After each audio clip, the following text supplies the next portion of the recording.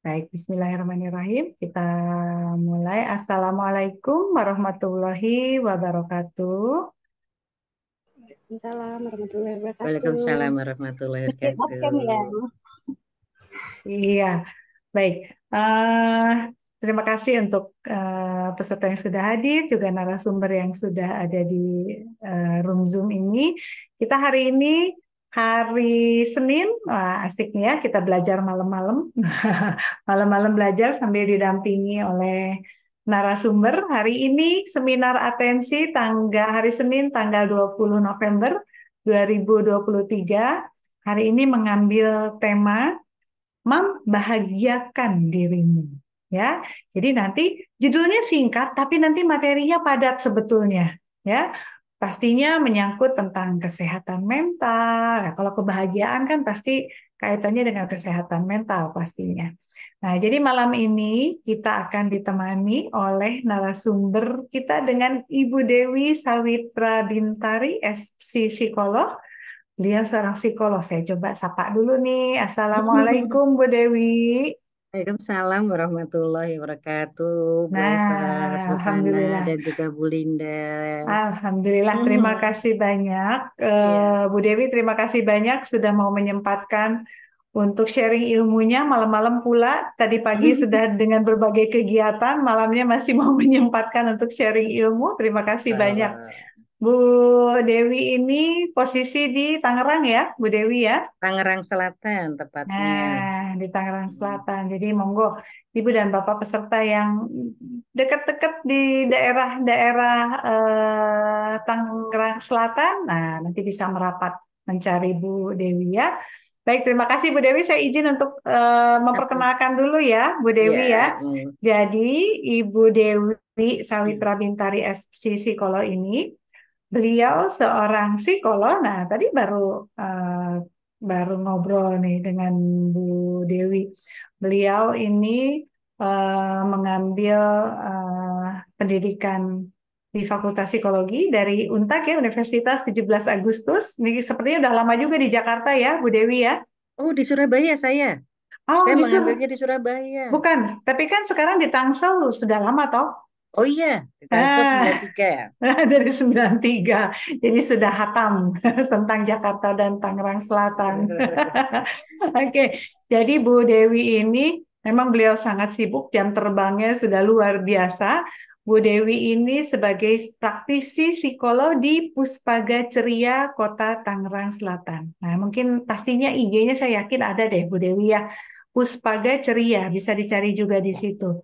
Kemudian Bu Dewi ini juga sebagai praktisi psikolog di Klinik Sehat Serpong, Muncul Setu, Tangerang Selatan. Jadi ini eh, aktifnya di Tangerang Selatan. Tapi Bu Dewi kalau misalnya kliennya di luar Tangerang Selatan, apakah em, berkenan untuk online gitu Bu atau gimana? Atau harus datang ke Tangsel, Tangerang Selatan? Pernah ke ada online selama masa-masa pandemi itu ya. Mhm, mhm. Terus kemudian pernah ke daerah Banjar, daerah Cirebon itu perbatasan Cirebon itu di Oh, daerah oke. Cirebon saya ke sana. Masya Allah. Oh, jadi Karena memang ada satu pesantren gitu ya. Jadi memang saya yang memang harus ke sana ya sudah saya ke sana. Masya Allah. Nah, memang Selama Kak, masih dijangkau dan sehat, insya Allah. Alhamdulillah. Jadi Bu Dewi ini luar biasa ya. Beliau sekarang dengan kesibukan beliau juga. Ini saya tadi dengar beliau sedang mendatangi sekolah-sekolah pesantren juga untuk screening sebetulnya. Mau Ya. melihat sejauh mana kesehatan mental adik-adik remaja kita di pesantren-pesantren. Sampai mana Bu jangkauan pesantrennya Bu? Dalam pekan ini Tangsel dulu ya. Tangsel Ada dulu. 10 ya. Ini kayaknya perlu di screening juga kesehatan mental para ibu-ibunya di sini nih. Para orang tua pasti membutuhkan juga ya. Baik, luar biasa. Jadi kalau misalnya mau memerlukan Bu Dewi ini kontaknya kemana Bu? Nanti mungkin di kolom chat aja ya Bu ya. Iya, Untuk iya, kontak Bu iya, iya. Dewi ini kemana? Baik, terima kasih banyak Bu Dewi. Nanti izin saya untuk lakukan rekaman dan saya upload ke YouTube ya Bu Dewi ya. Baik, sebetulnya kan yang ditunggu bukan saya yang bicara, tapi saya izin dulu sebentar. Saya mau ajak peserta yang sudah hadir di sini. Bagi yang belum follow Instagram Atensi, yuk follow Instagram Atensi Anak Remaja, karena program seminar atensi ini selalu rutin diadakan setiap bulan, tapi memang waktunya nggak menetap. Jadi sangat tergantung dari kesediaan waktu narasumber. Jadi untuk update tema dan waktunya, silahkan follow Instagram Atensi Anak Remaja. Baik, saya dengan Eva Silvana, saya akan mendampingi Ibu Dewi selama sesi seminar malam ini. Monggo Bu Dewi, untuk waktu dan screen-nya saya serahkan. Oh ya, terima kasih Bu Eva. Eh, Assalamualaikum warahmatullahi wabarakatuh. Waalaikumsalam. Alhamdulillah, semoga semuanya sehat walafiat gitu ya. Karena pertemuan hari ini mungkin sesuatu hal yang tidak diduga, tapi takdirnya ternyata juga harus bertemu. Pasti ini bukan sesuatu yang sia-sia dan semoga itu tidak sia-sia dan semoga juga membawa keberkahan buat saya pribadi khususnya. Mungkin saya justru lebih banyak belajar dengan ibu-ibu semuanya. Hari ini kita mungkin akan banyak mempelajari, menelusuri diri sendiri ya. Sudah bahagiakah kita gitu ya? Eh, eh, eh, sudah banyak tersenyumkah gitu? Atau kita banyak mengeluh gitu? Meneteskan air mata, aduh syukur jangan ya, gitu ya. Misalnya kita akan tersenyum terus gitu, dan kita berhak tersenyum. Ya, itu yang membuat senyumnya seorang ibu, senyumnya seorang istri mengantarkan kehangatan, kedamaian, dan kebahagiaan juga di keluarga. Itu yang terasa sekali. Coba kalau ibunya gitu ya, merengut gitu, mungkin suasana jadi kaku gitu ya. Terus semuanya jangan-jangan sampai terjadi pecah perang dunia ketiga di rumah ya. Masakan nggak enak, hambar semua gitu. Aduh, rasanya mau bernafas aja jangan sampai bunyi gitu ya. Mungkin terasa seperti itu. Bagaimana kabar ibu-ibu dan para peserta semua ini? Ada bapaknya nggak sih ya? Ada satu Pak, Bu, tadi saya lihat. Oh iya ada bapaknya, soalnya ada Samsung, ada ini. Saya nggak tahu mana yang bapak. Semoga ibu dan bapak peserta-peserta semuanya bahagia, sehat walafiat, bahagia dengan keluarga. Ya, Bu Eva izin share Share screen. anu ya Boleh, materi, monggo. boleh? Monggo, silahkan, Ya, silahkan. ya.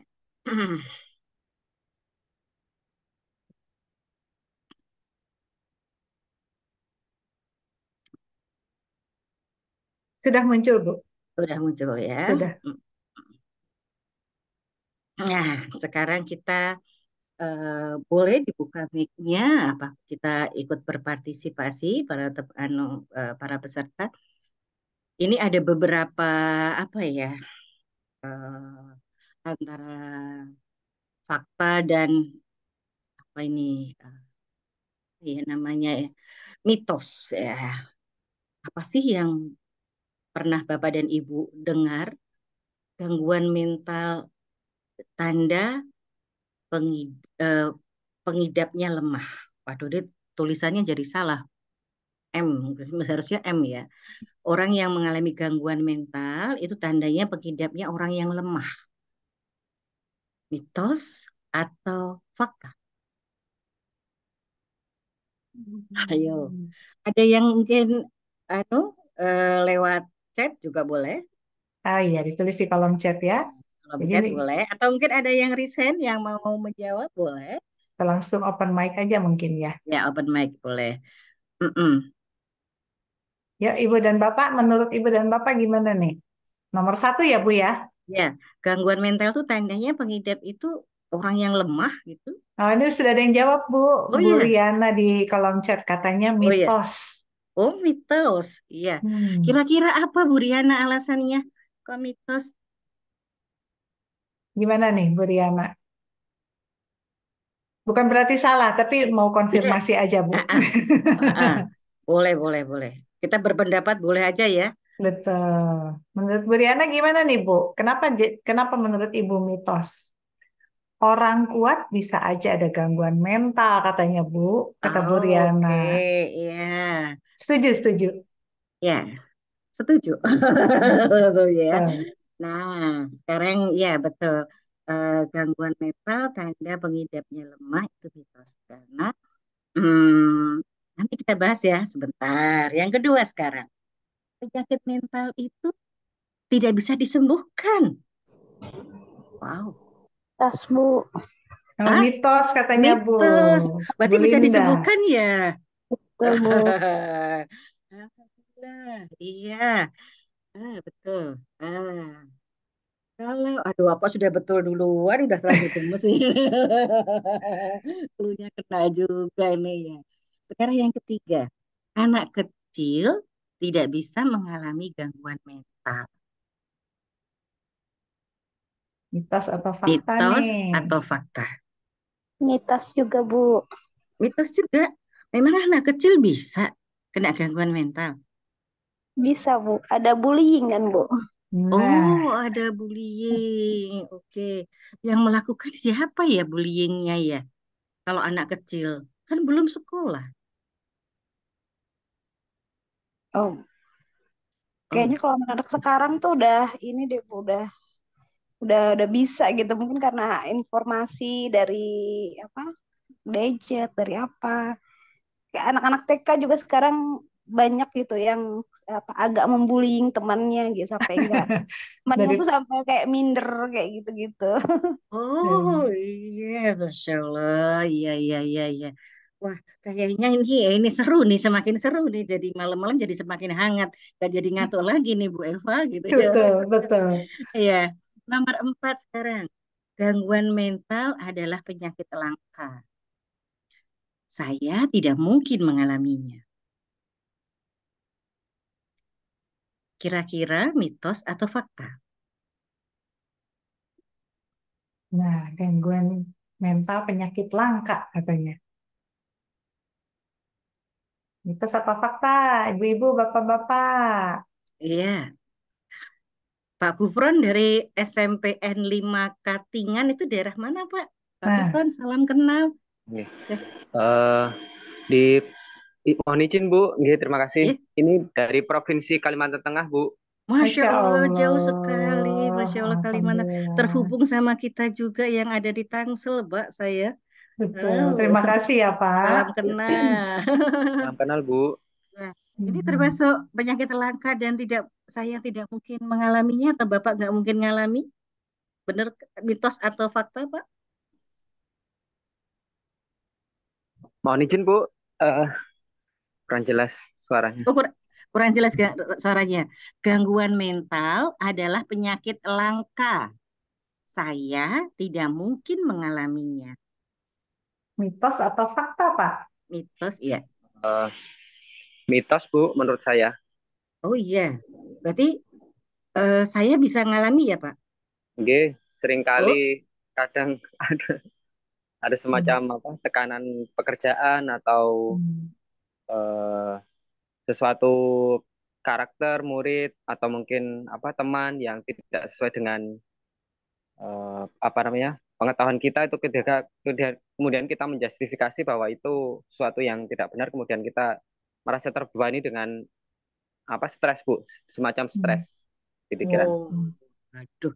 Sudah ada kata stres, Bu Eva, di sini Bagus muncul. banget ya. Betul, betul. Iya, iya, iya. Terima kasih Pak atas Makasih ininya, Bu. Betul. masukannya. Eh, Iya. Kok Ini bisa dari, bahasa Jawa ini? iya ya, saya juga bingung di Kalimantan tapi bahasa Jawa. Jawa Timur Bu aslinya Bu, Jawa Timur. Oh, Oh, Jawa Timur sama Pak. Rantau Bu, nggih. Iya, iya, iya. Bu Dewi di Iya. kolom chat ada ini dari Bu Iya. Linda Silawati katanya setiap setiap kita bisa terserang penyakit mental. Setiap orang kayaknya kita bisa terserang penyakit mental katanya Bu. Oke, iya. Nanti kita terima kasih atas masukannya. Iya. Sekarang kita gangguan yang kelima ya. Yang kelima ya. Gangguan kesehatan mental menyebabkan seseorang menjadi pelaku kriminal. bahkan membunuh. Mitos atau fakta? Nah, mitos atau fakta nih ya, Bu. Ga- Gangguan mental ya. Gangguan kesehatan mental menyebabkan seseorang menjadi pelaku kriminal, Oke. bahkan membunuh. Bu, di kolom chat dari Bu Linda Silawati katanya fakta, Bu. Fakta. Ada Betul. yang punya pendapat yang berbeda? Bu Linda Supangkat juga bisa jadi katanya, Bu. Nah, Oh, kalau bisa jadi. Hmm. Ah, ya, ini siapa lagi ya ini? Kok saya penasaran dengan bapak-bapak nih ya jadinya ya. Kalau Pak Ali dari Nah, GSM. nah ini peserta rajin nih kalau Pak Ali nih. Pernah jadi narasumber juga. Selamat malam Pak Waduh, Ali. sama saya ya kalau saya. Ini guru funky nih Pak Ali nih. Beliau guru juga, Oh, tapi funky banget gurunya. Selamat waduh, malam Pak Ali. Oh, lagi nggak ini kayaknya. lagi enggak? Oke, ya. Oke, ini dari Bu Linda Supangkat bisa jadi. Kalau dari Bu Mm-mm. Nina malah fakta katanya. Oke, fakta. Oke, nah sekarang terakhir aja dulu deh. Jadi Mhm. bener nih, jadi gerah nih ya, Mas jadi gerah. Nah, sekarang terjadi gangguan mental itu karena terjadinya karena kesalahan pola asuh, mitos atau fakta. Hmm. Ya, sebentar saya pindah sedikit ya. Hmm, Boleh. Gangguan kesehatan hmm, mental terjadi karena kesalahan pola asuh. sebentar. Boleh. Mitos atau fakta, Bu Ibu, Bapak-bapak, monggo. Gara-garanya Fakta. kesalahan. Fakta, oke. Fakta katanya Bu Dewi. Bu Nina juga jawab fakta. Waduh, banyak banget nih. Bu Rina fakta. Bu Linda fakta. Bu Linda fakta. Gimana nih Bu Dewi nih? Jawabannya hampir 100% fakta katanya. Nah, kita tunggu ya. Apa komentar dari narasumber kita? Ini kayaknya lagi pindah tempat nih, Bu Iya, ini saya harus Dewi. pindah tempat ini karena semakin seru ternyata ya. Tidak nyangka kalau seru begini saya jadi Boleh. nafsu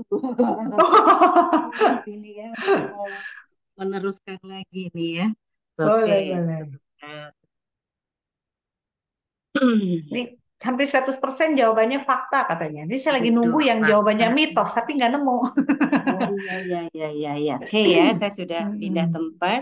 Sudah pindah tempat, Eh, tapi kayaknya kameranya kurang ke bawah, Bu, supaya oh kameranya kurang ke bawah. supaya wajah cantik Bu Dewi ini muncul. Aduh, Nah, astagfirullah. Maaf saya nggak terlalu fokus kepada ini. Saya terfokusnya oke. ke ini. Oke, Eh, Bapak dan Ibu sekalian, inilah kondisi pengenalan tentang gangguan kesehatan mental. Ternyata seperti inilah gambaran secara umum tentang perlunya kita mengenali kesehatan mental. Jadi seseorang dikatakan sehat, tidak saja sehat secara fisiknya, tetapi juga secara mentalnya. Ya, ini Bu Linda ada raise hand, ada Iya, Bu. sesuatu kah? Oh ya, oke. Oh, Ya, enggak. terima Oke. kasih reaksinya. Eh, jadi memang ini yang terkadang kita eh, agak mengabaikan kesehatan mental ini.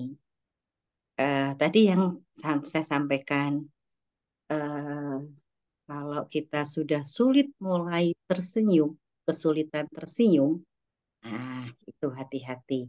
Atau tersenyumnya tidak lepas, tidak simetris, 1 senti itu, itu berarti ini harus hati-hati. Ada apa itu? Atau senyum yang terkulum tertahan gitu. Nah, ini kita sedih tetapi harus senyum. Ini enggak sesuai antara mimik dan perasaan. Nah, ini tanda-tanda ada sesuatu di rasa-rasa kita. Nah, rasa itu sebabnya apa? Karena seringnya diabaikan, Sehingga ditimpa, nggak terasa, akhirnya meledak. Dar, gitu. Agar reaksinya yang ekspresinya yang benar-benar ekspresif. Kalau udah teriak sekali, nah ini sasarannya siapa? Nah, sasarannya kalau piring, ada piring terbang tuh, set gitu ya. Kalau ada di luar, prak gitu. Kalau pada anak, marahnya ke anak. Kalau ada suami, marahnya ke suami. Kalau tidak ada, nah ini yang ke badan sendiri. Itu banyak. Semua orang bisa mengalami. Saya pun bisa. Katanya psikolog itu tuh orang lain ya. Tapi untuk diri sendiri enggak gitu ya. Enggak, ini sama aja. Jadi oke, kalau saya sudah merasa tidak enjoy dengan sesuatu, berarti saya di kondisi yang tidak sedang baik-baik saja. Penyelesaiannya seperti apa? Nah, kita akan lebih dalam itu mengidentifikasi kita dulu, terus kemudian cara melepaskannya. Oke, lanjut ya, Ya, Bu Eva. siap, Bu. Ya.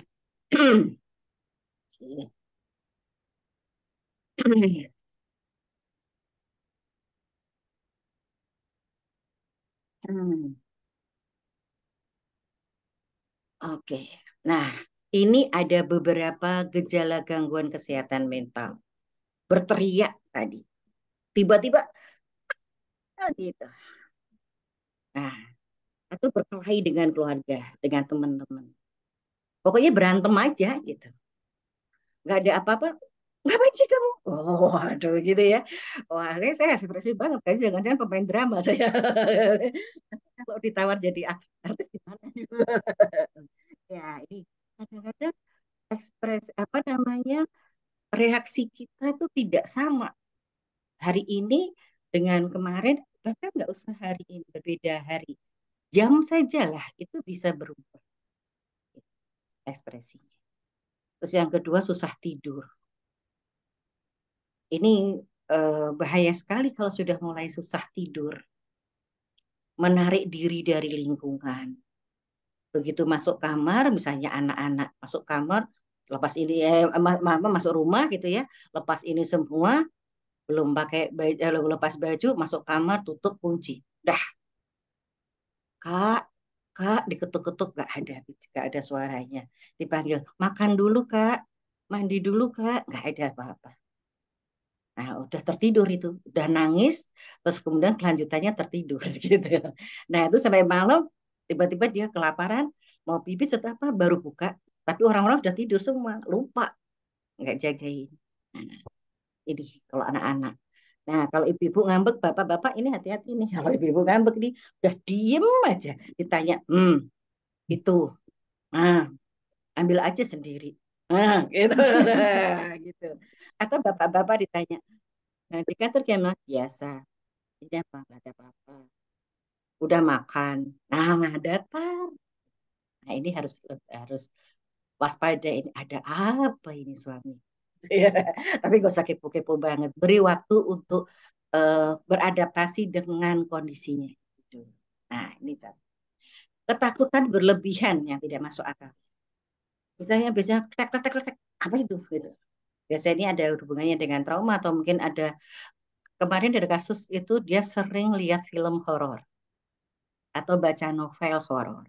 Terus kemudian begitu ada suara, dia teringat akan filmnya kemarin atau bacaan novelnya kemarin. Jadi kayak seakan-akan masuk ke dalam kehidupannya dia. Mungkin saking menghayatinya ya, mungkin ya seperti itu. Kehilangan kemampuan berkonsentrasi.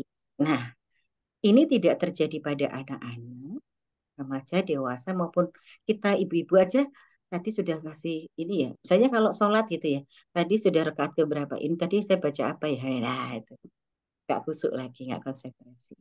Masak itu kalau nggak mood itu biasanya rasanya beda. Padahal resepnya sama, tangannya sama, tapi rasanya beda. Kalau anak-anak, bos, ini banyak sekali contohnya. Nah, ketakutan, kekhawatiran, atau perasaan bersalah yang selalu menghantui.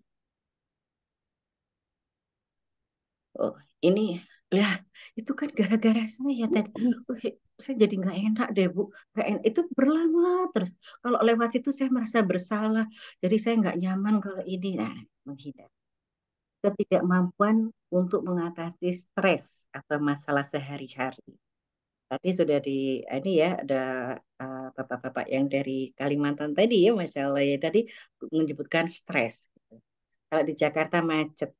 Jadi kalau sudah tahu macet berarti prepare waktunya berangkatnya lebih pagi. Kalau terjebak macet nikmati saja tidur.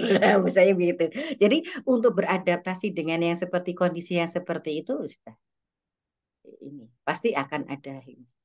Marah berlebihan dan rentan melakukan kekerasan. Seperti tadi ini orang yang mengalami gangguan mental bisa jadi membunuh tadi bisa jadi. Gitu. Memiliki pikiran untuk menyakiti diri sendiri atau orang lain. Nah, ini kalau tadi kita ngobrol dengan Bu Eva gitu ya, sebelumnya ada anak-anak yang sekarang ini istilahnya barcode ya, Bu Eva ya, ada teman ibu. Iya. Semoga tidak terjadi di lingkungan di putra putri dan di lingkungan ibu-ibu semuanya, Bapak dan Ibu sekalian, apalagi di sekolah juga ini banyak sekali. Ini yang bahaya, menyakiti diri sendiri.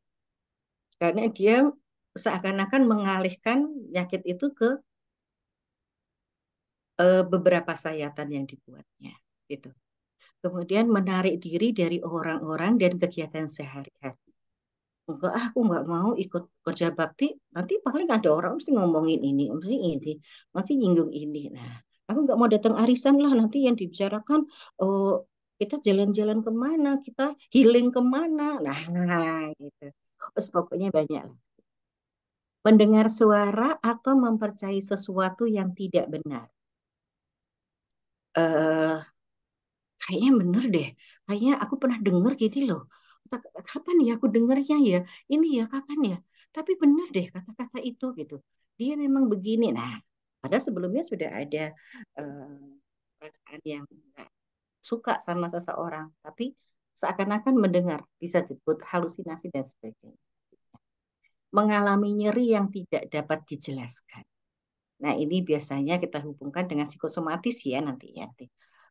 Saya tuh perut saya, tapi diperiksa dokter nggak apa-apa. Saya deg-degan, tapi detak jantung nggak masalah. Nah, ini yang kita mengalami perubahan suasana hati drastis yang menyebabkan masa dengan orang.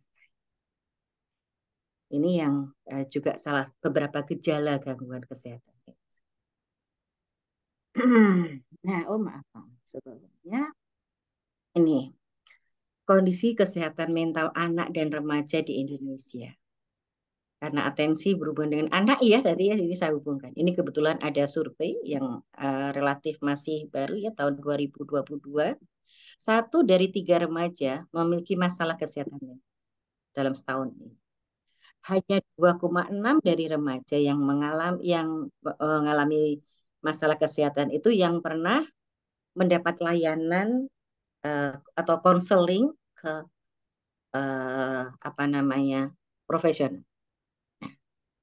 Kemudian ada secara keseluruhan hanya 1 dari 50 remaja atau 2% yang menggunakan apa ini yang pernah mengalami ini. Kemudian 1/5 ya 62% remaja itu mengatakan mereka curhatnya ke apa namanya saudaranya, keluarganya. Tapi ada juga yang tidak pernah sama sekali curhat. Ya, ini kayaknya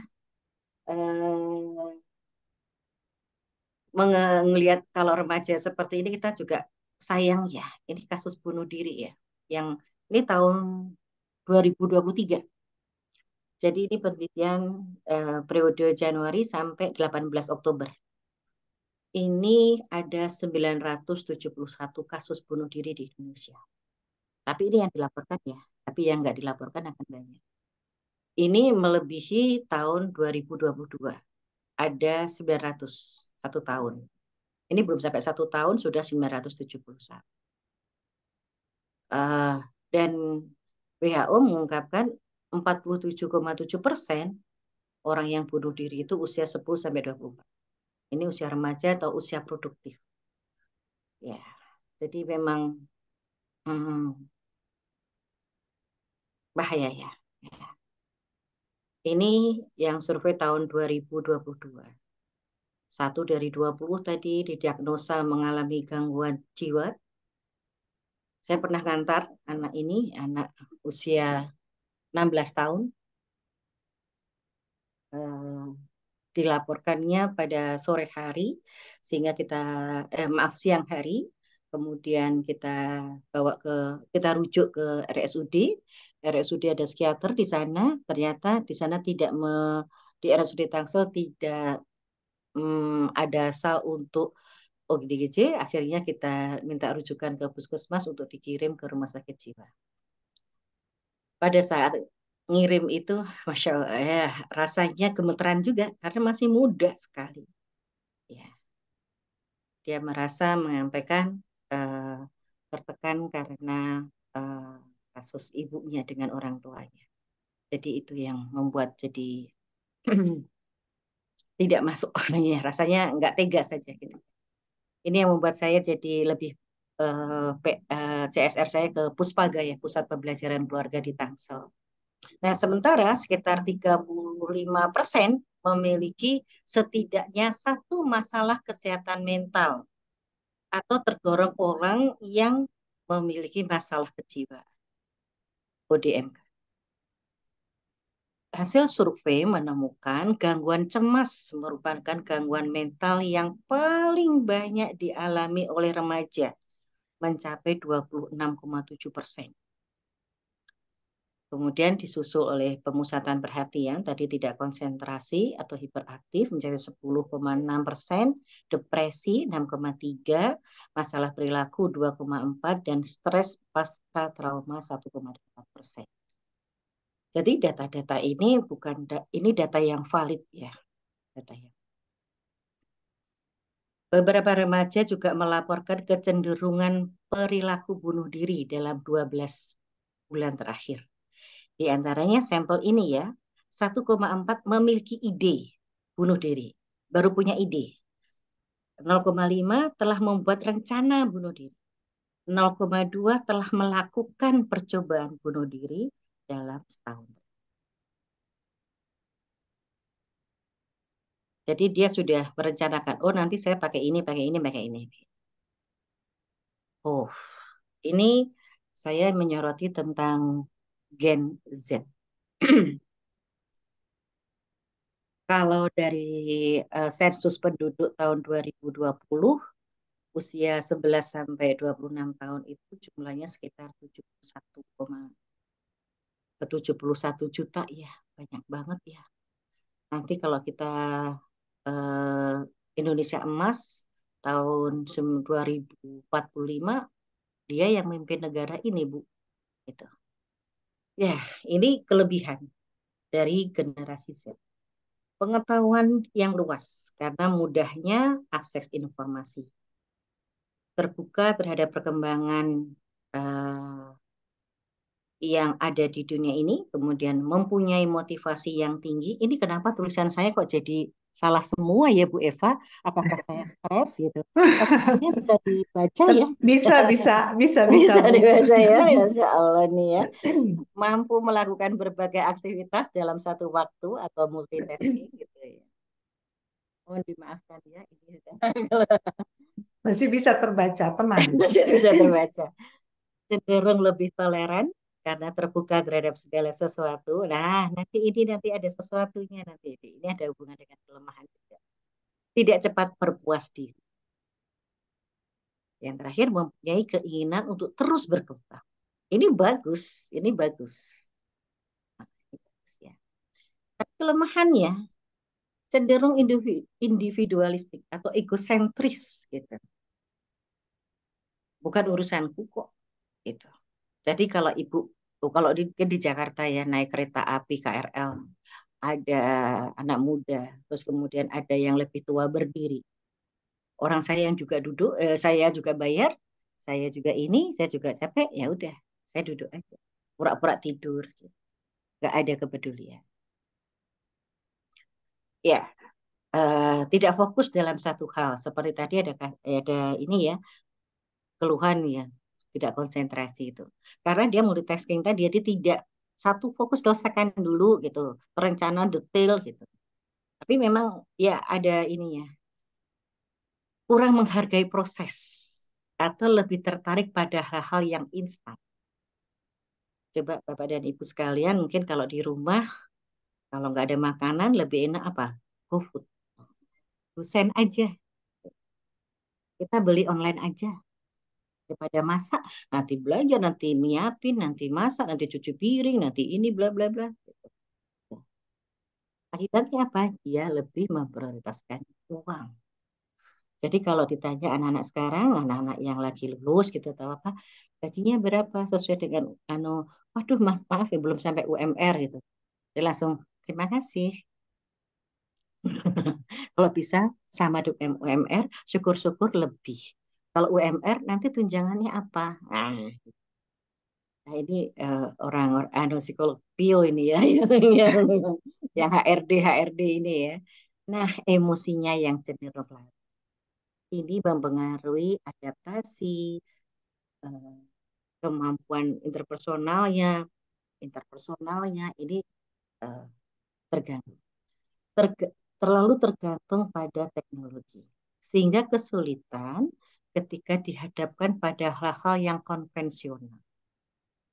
Ini tuh anak-anak akan balik lagi kalau HP-nya tinggal. Nah, kalau nggak pegang HP karena ada sesuatu yang hilang dalam hidupnya. Nah, ini ada beberapa hal tentang eh, penyebab bunuh diri pada anak-anak tadi ya. Ini mungkin juga tidak hanya anak-anak, karena kemarin ada kasus yang di Bekasi, kemudian di Tangsel, terjun dari jembatan layang. Ini masalah keluarga, masalah keuangan, kesepian. Tapi yang sebenarnya intinya adalah kesepian, karena nggak punya teman untuk curhat. Terus akhirnya temannya juga nggak tahu apa-apa, ya mungkin terlilit masalah keuangan, adanya pinjol gitu ya, terus kemudian masalah keluarga dan sebagainya. Akhirnya pada kondisinya seperti ini. Nah, ini ada beberapa penyebab ya. Ini bagan apa ya? Bisa jadi faktor risikonya itu masalah genetik, sejarah keluarganya juga ada. Juga ada masalah uh, fisiklinya, juga ada masalah kepribadiannya. Faktor lingkungan juga mempengaruhi dan diagnostik dari apa namanya menegakkan satu diagnostik itu yang mungkin bisa ke arah sana.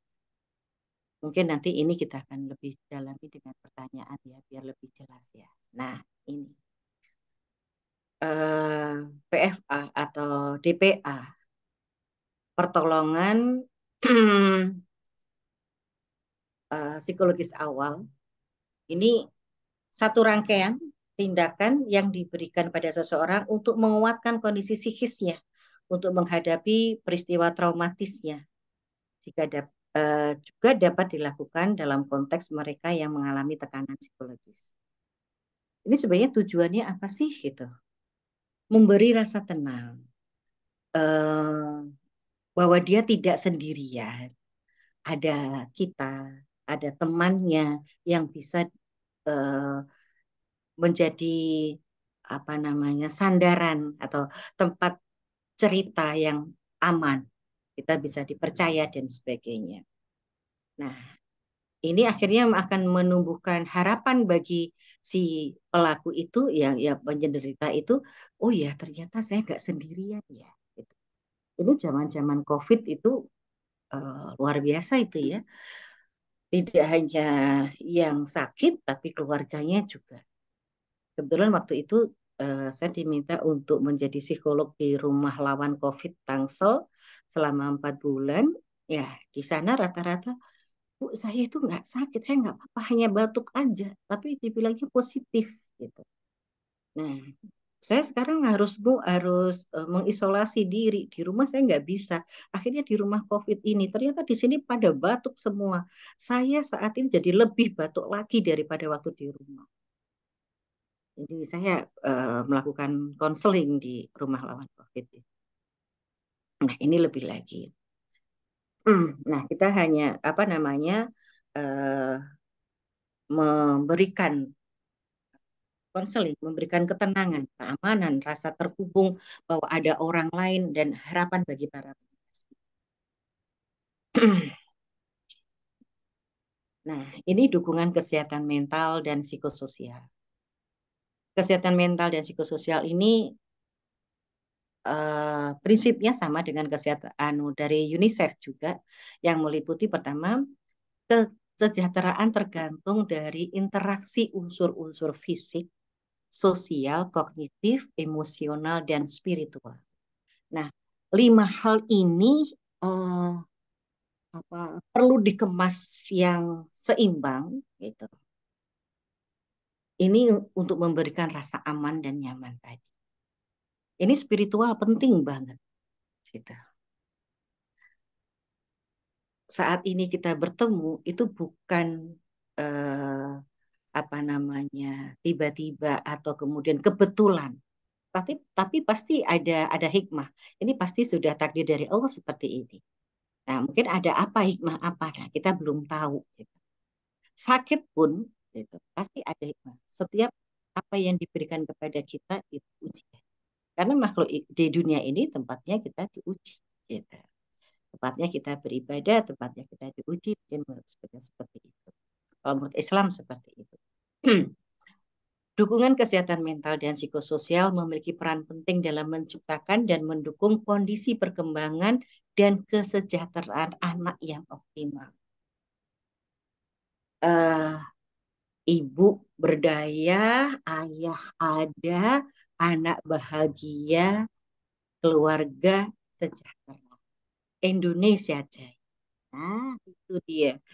Jadi sekarang ini Indonesia termasuk negara yang ayah ada, tapi perannya kurang ada, gitu ya, kurang optimal gitu. Sehingga ada banyak hal yang ketimpangan. Mungkin ibu ada, tapi tidak memberikan rasa aman. Jadi keluarga harus bahagia dulu, karena anak-anak itu cerminan dari orang tua. Ayah dan ibu marah di depan anak, itu sudah memberi contoh yang negatif. Coba sekarang kalau ayah dan ibu marah di kamar, jadi tidak terlihat. Gitu. Nah, setelah itu terserah. Gitu ya. Ya, yang ketiga, pentingnya keterlibatan dan partisipasi keluarga, pengasuh, pendidik, masyarakat, dan anak-anak itu sendiri. Dan juga memastikan lingkungan yang aman dan nyaman untuk mengoptimalkan potensi dan tumbuh kembang anak. Jadi ini ada keluarga inti, ya kan, keluarga batih, itu ya istilahnya. Terus ada pendidik dari di sekolah, bapak ibu guru, masyarakat, tetangga, kanan kiri, anak-anak itu sendiri, dia sendiri harus bisa eh, apa namanya mau bergerak gitu, tidak tergantung gitu. Dan lingkungan sekitar cukup aman dan nyaman, ini bisa tumbuh kembang anak akan bisa. Hari ini diluncurkan oleh Kementerian KPPA tentang materi kesehatan mental dan psikososial ini. Karena memang ini menjadi concern pada tahun ini ya. Nah, ini balik lagi saya mengingatkan tentang pengertian kesehatan mental dan psikososial ini. Kondisi psikologis dan sosial seseorang itu saling terkait dan mempengaruhi satu sama lain. Contohnya bagaimana? Kalau di sekolah, tadi Ibu ada yang menyebutkan tentang bullying tadi. Anak-anak bisa loh kena gangguan kesehatan mental, ya bisa. Bahkan lebih memunculkan membuat persentase yang lebih besar untuk menimbulkan trauma. Itu. Misalnya nggak mau sekolah. Pada satu ketika misalnya ada laporan tidak bisa menulis, disentil sama bu guru. Tek, gitu. Akhirnya anak nggak mau nulis. Gitu. Pada saat mewarnai dipegangi tangannya oleh ibunya. Mewarnai itu begini loh, yang cereng, yang kuat warnanya, nggak boleh keluar garis. Nah, pesan-pesan sponsor ini yang membuat ini sehingga anak merasa nggak percaya diri, nggak bisa lagi. Belajar mama marah, belajar ayah marah, belajar marah, nggak mau belajar. Karena belajar menimbulkan dia dimarahi. Ya sudah, kalau waktu dia belajar, aku sakit perut, gitu. Terus atau ke sekolah pagi-pagi, aku sakit perut, aku masih ngantuk, dan sebagainya. Oh, ya, ini anak-anak. Kebetulan saya di sekolah, mengelola sekolah 22 tahun, jadi kalau ada begitu saya sudah tahu. Apa yang harus dipanggil orang tuanya. Gitu. Yang kedua, kondisi psikologi seseorang sangat dipengaruhi oleh kondisi sosialnya. Karena manusia adalah makhluk sosial yang tidak dapat hidup tanpa kehadiran orang lain. Ini tadi sudah sering ini banyak sekali yang contoh tadi ya. Yang ketiga, demikian pula sebaliknya, kondisi psikologi seseorang bisa mempengaruhi bagaimana ia berinteraksi dengan lingkungan sosial. Misalnya ini banyak sekali dicontohkan. Ayah dimarahi di kantor, kemudian jalan macet, sampai rumah, tidak ada air putih atau teh hangat, pisang goreng gitu ya, marah ke istrinya. Istrinya marah ke anaknya. Anaknya banting mainan karena marahnya hanya bisa ke mainannya. Jadi itu kayak bola salju gitu ya. Seperti itu. Ini yang keempat. Kesehatan mental adalah suatu kondisi sejahtera di mana setiap individu menyadari potensi dirinya. Nah, oh ya, kalau begini, aku begini. Nah, kita bercermin. Nah, kita melihat kondisi kita seperti ini. Ini mampu mengelola masalah dan stres yang dihadapinya. Oh, begini. Kalau begitu, kalau saya ngelihat anak-anak lagi rewel begitu, kalau yang pernah saya alami itu, saya merem, saya baca istighfar. Gitu. Kalau nggak bisa lagi, belum bisa lagi, saya berbalik tangan. Lihat tangan saya tidak jubit, tangan saya ke belakang. Lama-kelamaan anak-anak kalau dia marah juga begitu. Azim, azim, azim. Gitu. Jadi, oh berarti caranya mengendalikan marah. Ya, beradaptasi dengan baik. Dapat bekerja, produksi, dan berkontribusi pada lingkungan sekitar. Aduh, ini di chat saya belum buka-buka nih ya. Yang kelima terakhir, maka kaitan antara kesehatan mental dan psikososial adalah dukungan psikososial yang diberikan lewat berbagai aktivitas atau upaya untuk membantu seseorang untuk dapat mencapai kesehatan mental yang diharapkan, yaitu kondisi sejahtera, mampu mengembangkan diri, dan mampu mengolah masalah dan stres yang dihadapi serta bisa beradaptasi dengan baik. Saya jadi teringat ya, ini kalau di dalam Islam, satu rezeki yang luar biasa adalah mendapatkan tetangga yang baik. Nah, ini support system yang luar biasa. Ini yang Masya Allah, ini luar biasa kalau yang seperti itu ya. Di jalan kalau kita punya tetangga yang baik, enak sekali ini ya. Jadi rezeki buat kita. Kemudian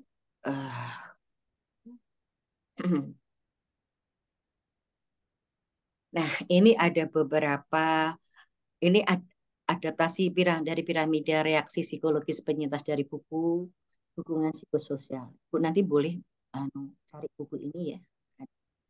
Tapi ini bukunya sudah agak lama, 2013, 10 tahun yang lalu. Tapi masih relevan. 60-65% penyintas yang secara umum mengalami kebingungan, kesedihan, marah, dan tidak percaya dapat diberikan penanganan dukungan psikologis awal. Ini. Jadi banyak sekali yang ada di bawah ini. Misalnya marah karena anaknya nggak mau makan, anaknya kurus terus, timbangannya nggak naik di posyandu, malu sama petugas, besoknya nggak mau datang. Nah, itu biasanya banyak di sini nih. Itu. 20-25% penyintas yang kehilangan, kaget, berduka, takut, ya, merasa bersalah. Ini dapat ditangani oleh konselor yang terlatih.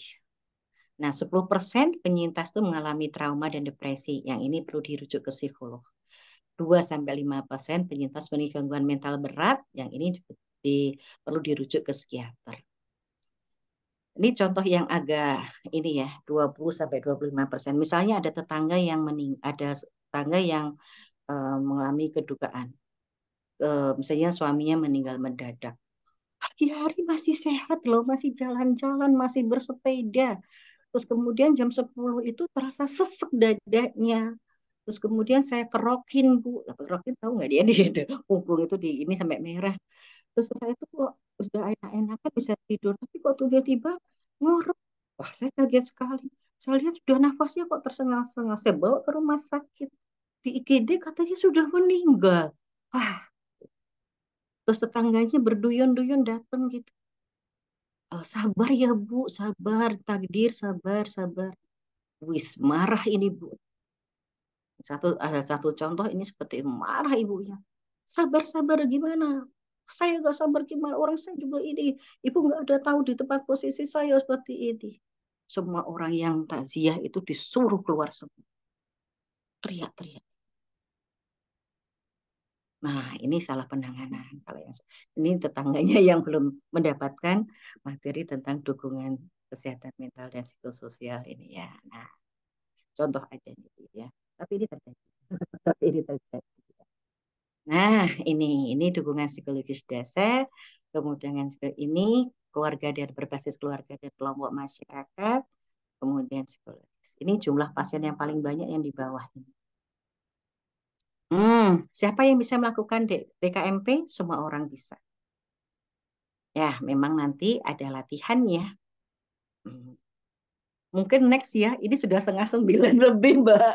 Gimana, Iya, Mbak iya, Eva? boleh, boleh. Iya, iya. Iya, terima Mungkin kasih. Monggo dibahas dengan ini apa namanya diskusi lagi. baik, Monggo, baik. terima kasih. Oke, baik Bu Dewi, terima kasih banyak. Iya, kalau dibahas tadi cara penanganannya bisa besok ya kita selesai mungkin.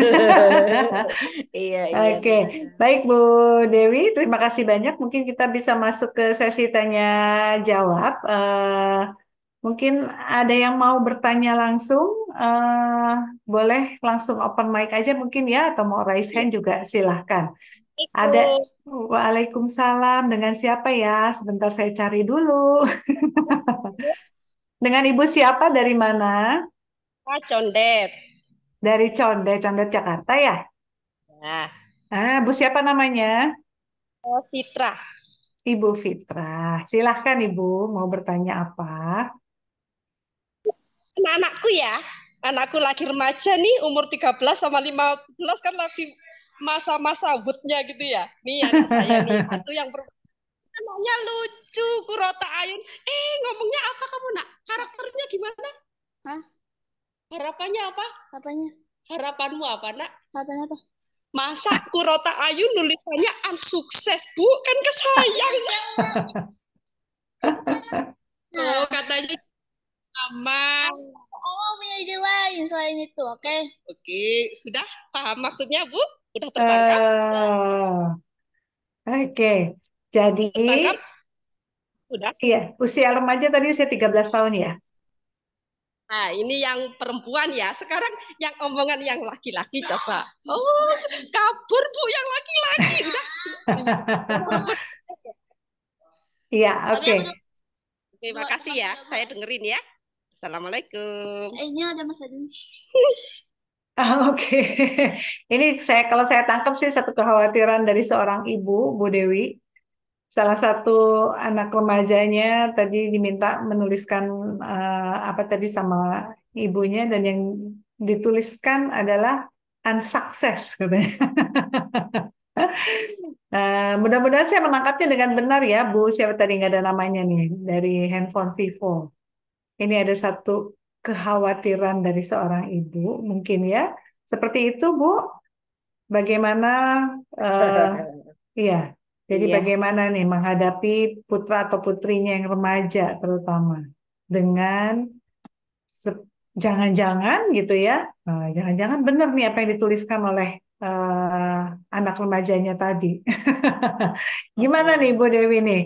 Iya, sekarang yang pertama sekali pada saat kita punya anak remaja, banyak kita ajak dialog.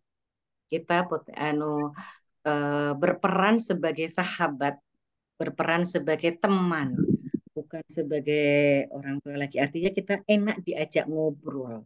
Nah, apa namanya, dosis instruksinya sudah mulai berkurang. Itu dulu dengan dia dengan dia yakin bersama kita, dekat dengan kita, ini akan lebih banyak dia akan curhat ke kita. Jadi ini yang penting sekali. Jadi bahasa instruksi orang tua itu yang harus digeser sedikit menjadi bahasa berteman, bersahabat. Kalau istilah sekarang bestinya gitu. Jadi memang kita harus menurunkan tensinya. Kapan kita berperan sebagai ibu, kapan kita berperan sebagai teman. Memang ini tidak mudah. Memang ibu-ibu sekarang harus banyak belajar mengimbangi kondisi perkembangan anak-anak yang saat ini zaman now ya istilahnya. Kalau dulu saya gitu ya pasti beda ya. Dulu kalau sudah orang tua merintah apa-apa kita iya iya iya. Walaupun sebenarnya nggak suka tapi tetap aja dijalanin gitu dulu ya dulu lagi jadi pola asuh yang dilakukan oleh orang tua dulu tidak tepat kalau kita lakukan sekarang gitu dengan adanya kelebihan-kelebihan dari ciri-ciri anak Gen Z tadi ya jadi sudah beda sejauh sekali gitu jadi kita harus update terus tentang pola asuh jadi benar tadi kalau kesehatan mental eh, apa namanya bisa muncul karena kesalahan pola asuh gitu. Jadi yang pertama kita ubah peran kita sebagai bestinya anak-anak, terus yang kedua kita ubah pola asuhnya. Yang ketiga tidak hanya ibu yang berperan, tapi ayah. Bagaimana kalau tidak ada salah satunya atau nggak ada ayah, berarti peran pengganti ya. Atau mungkin kita sendiri ibu bisa berperan single fighter tapi yang fleksibel. Kapan menjadi berperan tegas seperti ayah, kapan kita berperan sebagai ibu. Nah, disinilah tantangannya menjadi ibu yang soleh buat anak-anak kita. Iya, mungkin itu Mbak Eva sementara. Oke, ya Iya. mudah-mudahan bisa terjawab ya, Ibu. Iya. Makasih, Bu. Anakku bilang makasih, Nak. Hah? Makasih, Bu Bibi. Oh iya. Baik, Iya. terima kasih. Baik, Ya. Bu Dewi sudah ada pertanyaan dari kolom chat. Ya, Saya coba iya. bacakan. Dari Ibu Narni, Narni, Sunarni ya. ya Mm-mm. betul. Mm-mm. Katanya seorang pendidik guru nih Bu, guru PAUD. Mm-mm. Kebetulan di sekolah saya ada beberapa anak yang sepertinya mengalami hal yang kurang menyenangkan, sehingga anak tersebut kemudian enggan untuk sekolah. Nah, kami sudah mencoba mengorek informasi untuk menangani hal ini. Namun sampai saat ini belum berhasil. Sudah sampai guru datang ke rumah membujuk, tapi belum berhasil. Jadi solusinya gimana nih seorang guru yang lagi kebingungan mau mengembalikan muridnya supaya mau Iya, datang lagi ke sekolah di usia PAUD iya, nih Bu. betul, Cuman belum dapat betul. data penyebabnya apa Iya, iya, sebetulnya. iya, iya, betul, betul. Terima kasih Bu Narni. Iya, eh, Bu Narni, selamat malam. Semoga Ibu bahagia hari ini, gitu ya. Luar Tetap biasa ya, tersenyum untuk Ibu ketemu Guru. dengan Ibu Guru. Tersenyum di pagi hari besok ya kalau ketemu anak-anak, gitu ya. Nah, ini Ibu Guru sebaiknya pertama mungkin ini ya untuk seluruh guru ya, lebih datang lebih awal untuk menyambut anak-anak. Nah, di situ kita akan bisa melihat bagaimana anak itu berangkat ke sekolah, diantar ayah atau ibunya atau siapa, dengan senang hatikah atau dengan ancaman gitu ya. Jadi bisa jadi permasalahan itu tidak dari sekolah tapi dari rumah. Misalnya salah satu contoh, misalnya aku maunya duduknya mau di depan deket ayah, tapi sekarang gilirannya adikku gitu. Atau gilirannya kakakku, dia mau duduk di depan. Itu saja bikin boring gitu ya, bikin nggak nyaman, bikin nggak mood. Jadi kalau sudah sampai sekolah dia nangis, dia nggak nyaman. Nah, ini perlu diobservasi. Waduh, dalam bahasa psikologinya perlu diamati. Berangkat masuk ke sekolah dalam kondisi riang gembira atau tidak. Tapi kalau di sini ada sudah terlihat mengalami hal yang kurang menyenangkan, ini kita perlu lihat dulu dari rumah atau memang di sekolah. Nah, ini kalau kita bisa amati, kalau dari rumah itu riang gembira, gitu ya, di sekolah ada sesuatu. Nah, ini yang perlu lihat lagi di sekolah. Di sekolah bisa jadi temannya, bisa jadi gurunya, gitu. Karena bisa jadi eh, satpam atau yang lainnya, gitu, atau orang tua murid yang lainnya, gitu. Jadi ini yang harus kita teliti dulu, apanya sebabnya ini. Kalau untuk anak dikorek seperti ini, namanya anak-anak dia diem aja, dia nggak mau nemuin, udah tidur gitu. Nah, ini perlu eh, proyeksi, waduh ya, perlu gambar-gambar gitu. Eh, apa kesenangannya dia? Cari dulu suka apa? Ibu bisa amati perilakunya yang sebelum terjadi kejadian itu apa kesenangannya dan sebagainya. Ajak bicara orang tuanya dulu, gitu. Ayah dan ibunya dan sebagainya. Cari tahu dulu. Gitu.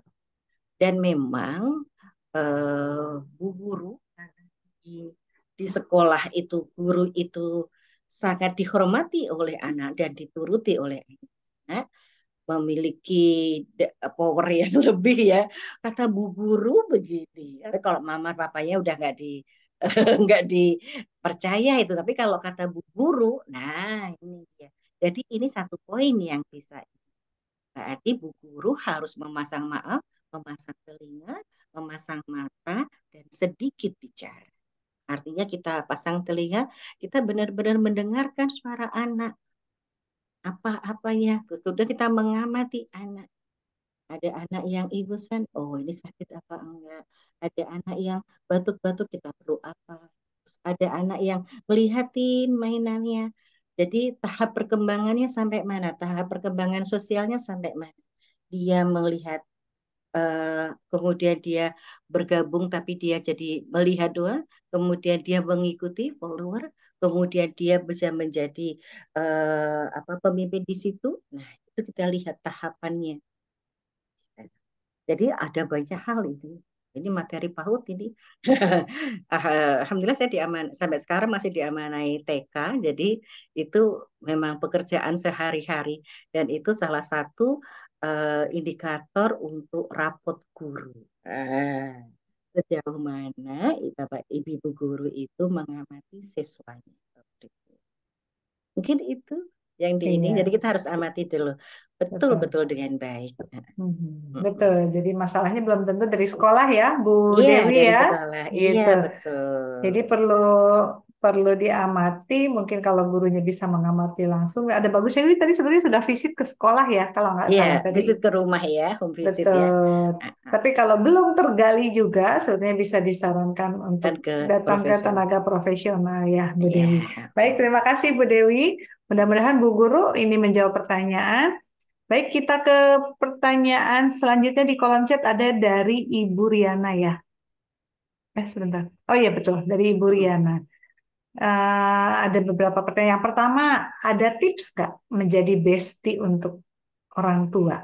Tadi kan Ibu bilang jadi bestinya anak. Yang pertama, jadi tipsnya supaya bisa jadi bestie. Yang kedua, bagaimana menyikapi anak yang introvert, sensitif, sehingga suka ngambek dengan lingkungan? Nah, usia berapa nih Bu? Biasanya kalau yang sensitif sih remaja mungkin ya.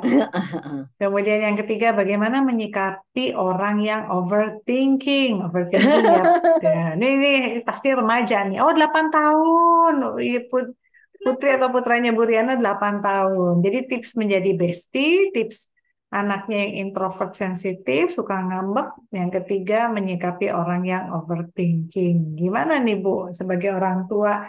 Memang kompleks ya, menjadi seorang ibu itu urusannya banyak sekali ya, Bu Dewi ya. Iya, betul. Ya. Apalagi ibu pekerja. Waduh, itu tambah lagi tuh ya. Betul, betul. Ya. Gimana nih Bu? Kalau menjadi bestie, ibu punya sahabat waktu SMP, SMA, pasti ada ya, teman dekat gitu ya. Gitu. Teman dekat laki-laki sekarang jadi suami ya Bu ya. Nah, jadi ini yang bagaimana sih sebagai bestie gitu ya. Kita kan nggak kepo-kepo amat, tapi juga nggak cuek-cuek banget. Sedang-sedang saja. Kalau seandainya diajak cerita, oke, semua barang taruh semuanya. Mah, aku mau cerita. Oh, nanti dulu. Mama mau masak dulu ini. Itu udah menghilang. Nggak enak banget kalau coba yaudah kamu cerita deh, Mama, tapi sambil ini ya, setelika ya. Oh, ya. Jadi itu ya. Jadi kalau memang anak mau cerita dan sebagainya, ya. Atau kita memulai dulu di, atau kakak kita bisa dulu waktu mama masih kecil gitu. Dulu cerita kita cerita dulu, kita membuka diri dulu di ceritanya, gitu. Mama dulu juga pernah sekolah, mama pernah loh oh, dihukum, disetrap gitu ya kalau bahasa dulu dalamannya ini begini karena begini. Mama malu banget sih saat itu. Tapi gimana ya, kan mama emang nggak ngerjain PR. Ya jadi ya harus tanggung jawab. Namanya juga nggak ngerjain PR, disuruh bu guru keluar ngerjain PR dulu. Ya sudah nggak apa-apa. Malu sih. Gitu. Jadi kita cerita jujur aja. Gitu. Dulu kita. Jadi kita nggak, mama dulu nilainya 100, nggak pernah yang namanya 8. Masa kamu nilainya matematika 8? Malu. Aduh, apalagi kamu anaknya psikolog. Aduh, parah deh. Siapa yang suruh saya nggak punya ibu psikolog ya? Jadi begitu. Jadi kita mulai dari cerita. Kadang-kadang mereka tidak tahu cerita bagaimana ceritanya. Memulai cerita itu seperti apa. Nah, nanti dia seperti, oh kalau mama cerita seperti itu, berarti kalau aku cerita seperti itu, mama nggak marah kali ya. Nah, itu dulu. Nah, ini hati-hati ibu umur 8 tahun itu sekarang sudah kebanyakan umur 9 tahun sudah menstruasi ya. Ini ada perubahan hormon dan sebagainya. Bisa jadi ngambek-ngambeknya, itu gaya ngambeknya ngikutin mamanya. Enggak ya.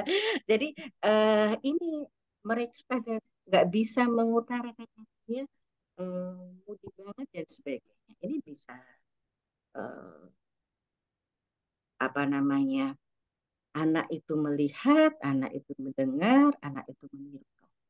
Begitu. Jadi dia ngambeknya kenapa? Nah, mungkin di sekolah ada sesuatu yang dia tidak bisa selesaikan. Baik itu masalah berteman, masalah sekolah, masalah dengan guru, itu ada saja. Nah, dia nggak bisa terbuka. Ngambeklah dia. Dia nggak mau sekolah. Banyak kasus yang seperti ini. Ada anak yang tidak mau masuk kelas selama 3 bulan.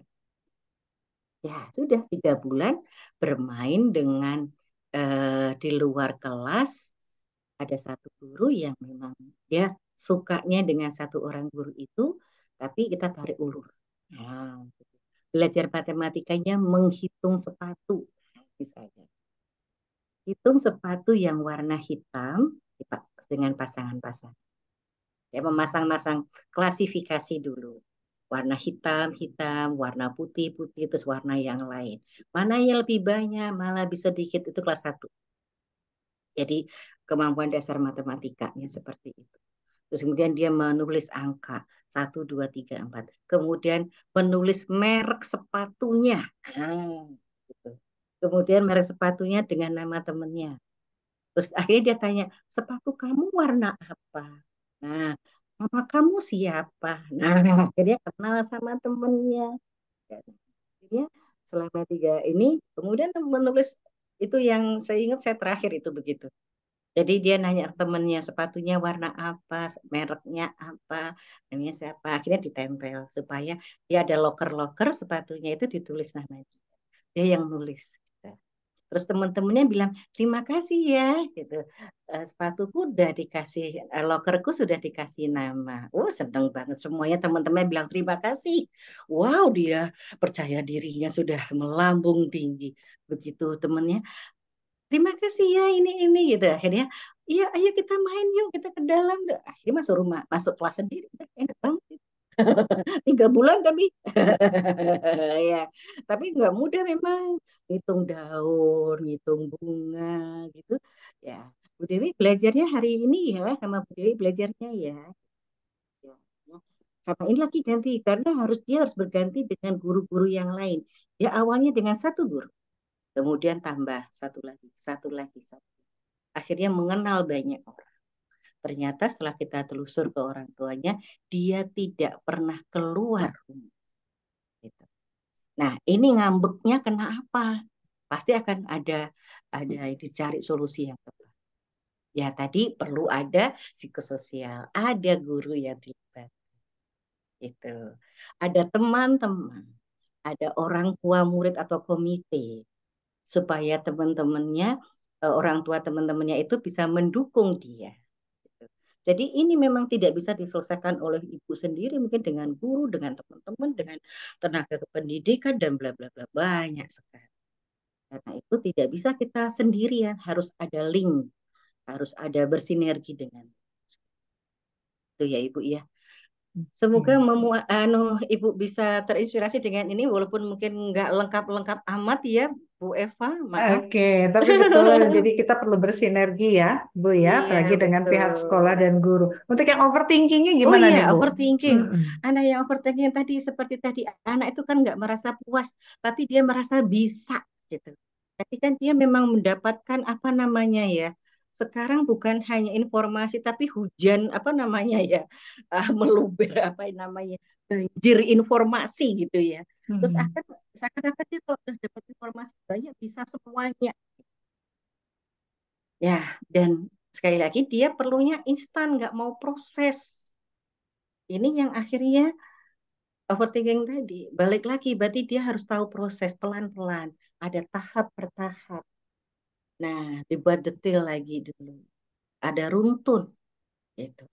Jadi tidak tiba-tiba, pokoknya aku harus. Nah, kalau udah pokoknya harus, itu agak, gemesin. Kita sendiri juga kadang-kadang kalau, ya, dulu pas hamil-hamil gitu ya istilahnya, apa namanya, ngidam ya, itu kan kayak sebenarnya aja bunga-bunga aja aja itu kalau ada yang bilang begitu ya bolehlah terserah tapi ini overthinking itu Hmm. kayaknya bisa tapi dia belum pernah menguji dirinya dia bisa apa tidak gitu. Ya Mhm. mungkin Nah, itu singkatnya seperti itu Bu Eva maaf. oke, baik. Terima kasih Bu Dewi. Nih, sebentar lagi jam 9. Kita semoga Ya. terjawab Bu Riana. Kita masuk ke pertanyaan terakhir mungkin ya. Dari Ibu WH ya.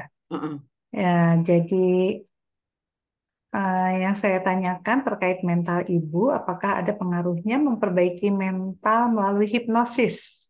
Nah, untuk memperbaiki mental seorang ibu, katanya apakah ada baiknya melalui teknik hipnosis? Katanya sekarang lagi tren. Betul ya? Lagi tenar. Oh, lagi Lagi tenar tenar istilahnya. ya Masa sih, Bu? lagi tenar hipnosis. Oke, Ah, gimana nih? kalau namanya terapi sejuta terapi ya karena banyak sejuta jalan menuju Roma. Artinya supaya sembuh seperti apa. Tapi yang jelas kita lihat dulu eh, sebab-sebabnya. Gitu. Dari mana akar permasalahan itu akan lebih bagus kalau menurut saya. Kalau cara terapi dan sebagainya itu eh, banyak sekali cara. Salah satunya mungkin bisa saja hipnosis. Tapi satu sama lain mungkin berbeda. Satu cocok, satu tidak. Oh, berarti bukan hipnotis tidak tepat untuk ini. Mungkin tepat untuk yang lain, tidak tepat untuk yang satu. Mungkin begitu. Artinya Ya, sangat tergantung dengan sangat keluhan dan tergantung dengan permasalahannya ya. kasusnya. Ya, betul. Ya. Ya, karena tidak semua keluhan dan kasus bisa diselesaikan dengan hipnosis Iya, seperti itu ya. Mungkin lebih baik konsul dulu konsul supaya dulu dapat gitu. peta masalahnya apa seperti itu ya. Heeh. Oke, baik.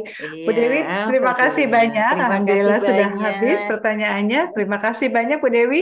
Mungkin Iya. di akhir sesi eh, closing statement sedikit aja pesan apa yang mau disampaikan oleh Bu Dewi, terutama untuk menjaga kesehatan mental sebagai seorang ibu. Nah, Nah, pesan itu. apa yang mau disampaikan Ibu? Silakan. Iya, ibu harus bahagia. Maksudnya bahagia ini begini, bukan harus. Artinya ibu yang penjaga gawang yang pertama dan utama untuk dirinya sendiri. Ibu perlu bahagia. Untuk bisa bahagia, memang spiritual tadi yang jadi eh, tongkatnya ya, dasarnya, pondasinya. Kita mungkin kalau kita taatlah beragama, dekat dengan Allah dan sebagainya, kita takwa gitu ya istilahnya. Terus kemudian kita berperasa diri dengan kondisi yang ada. Yang kedua, eh, untuk menjadi bahagia itu sederhana sebenarnya. Banyak bersyukur. Tidak perlu membandingkan dengan yang lain-lainnya, tetangga dan sebagainya. Kalau masih bisa bernafas, alhamdulillah hari ini saya masih bernafas. Berarti artinya kita diberi kesempatan untuk memperbaiki bahwa hari ini lebih baik dari kemarin dan esok lebih baik dari hari ini. Tetap tersenyum, bahagia, insya Allah itu bisa. Mungkin itu. Alhamdulillah, amin. Dan semangat ya, harus selalu Iya. semangat menjadi seorang ibu. Hmm. Baik, terima kasih banyak Bu Dewi, luar Mohon maaf biasa lahir materinya. Mohon maaf batin. lahir batin juga. Baik, Ibu dan Bapak peserta, Alhamdulillah. Mudah-mudahan pastinya sangat bermanfaat gitu ya. Monggo kalau mau mencari Bu Dewi sudah dicatat nomor kontaknya di Oh kolom iya chat, ya monggo sebentar. silahkan. Ya. Jadi Bu Dewi ini berpraktek di Tangerang Selatan.